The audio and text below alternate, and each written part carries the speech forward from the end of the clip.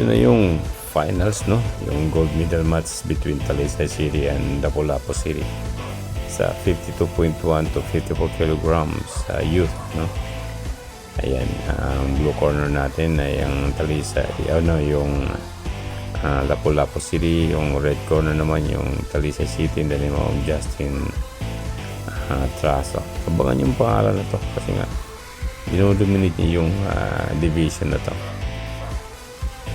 Ayan, first round at umaati ka pong bakbakan agad at palitan ng suntok at yun, talagang matangkad yung yung Lapu-Lapu City kumpara doon sa Talisay.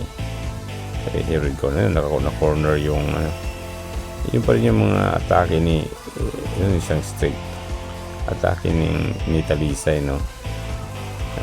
Katawan talaga mula pong elimination hanggang nag-quarterfinal or semifinals, silang finals na. Ang gold medal match yun, nakapatama naman si Talisay at ininda yun ng ating Lapu-Lapu City, no? Yun yung mga katawan tsaka sabay bato dun sa ibabaw, sa mukha, sa ulo. Ayun, naramdaman yun, yung isang straight na naman kumama sa ulo ng Lapu-Lapu City. Ayun, binilangan ng referee kasi nga medyo marami rin na rin yun. Napatama niya dun sa ulo ng Lapu-Lapu City. Ayan.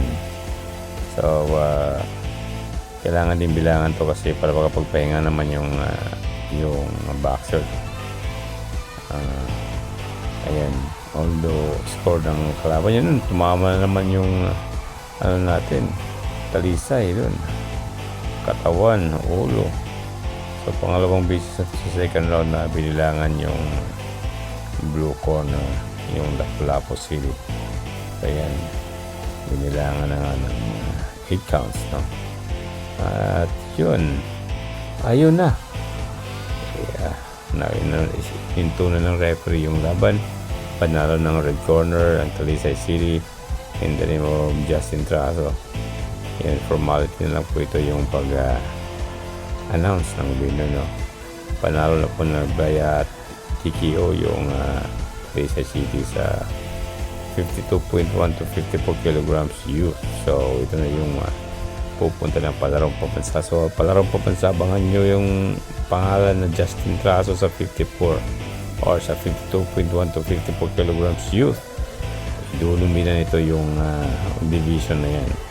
So ayan, in-announce na po yung winner Talisay City, Justin Traso sa gold medal. Maraming salamat sa panonood at see you again sa Civil 2025. At dito yan sa